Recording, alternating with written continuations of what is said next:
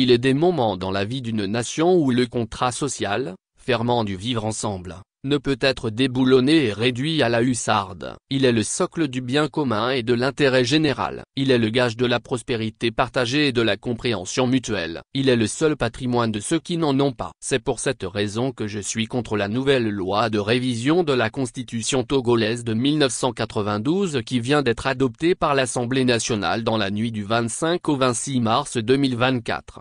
Une Assemblée nationale dont le mandat est expiré. Gouverner, c'est choisir. Cette célèbre maxime de Pierre Mendès France semble particulièrement adaptée à la situation actuelle du Togo. Choisir entre la défense du bien commun et celle de l'intérêt général d'une part, et la promotion d'intérêts privés et la confiscation du bien commun d'autre part. Le débat qui se cristallise aujourd'hui autour de l'adoption de la loi présentée par les députés du parti présidentiel l'Union pour la République, UNIR, portant révision de la Constitution et son vote à un pourcentage inouï, 98%. Moins nous en offre une spectaculaire illustration. Quels sont les points saillants de cette loi qui modifie significativement la Constitution togolaise pour la 4e fois en 22 ans et installe la désormais 5e République du Togo?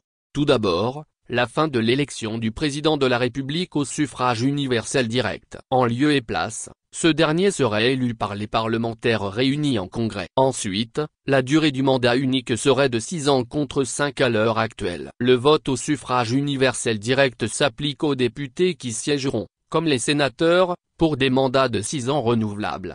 Le contexte dans lequel cette loi a été présentée et votée soulève bien des questions. Une Assemblée nationale dont le mandat a pris officiellement fin le 31 décembre 2023 peut-elle décemment porter à un changement de la loi fondamentale à quelques semaines de nouvelles élections législatives, prévues le 20 avril 2024? Pour rappel, l'article 144 de la Constitution togolaise dispose qu'aucune procédure de révision ne peut être engagée ou poursuivie en période d'intérim ou de vacances ou lorsqu'il est porté atteinte à l'intégrité du territoire.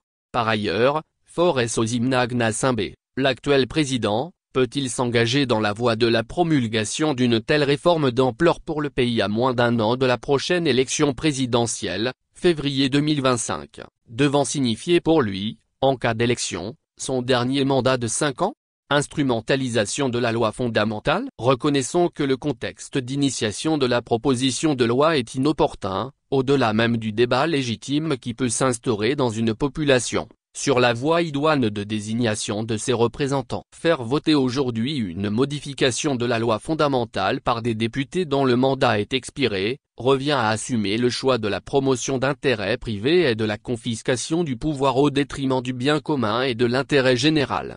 Une modification de cette ampleur de la Constitution du 14 octobre 1992, fondatrice de la 4e République togolaise, nécessiterait, à tout le moins, un débat public en prenant le temps de faire la pédagogie de la réforme, en prenant soin de consulter toutes les couches de la population et, enfin, en ne s'interdisant pas la voie de la procédure référendaire.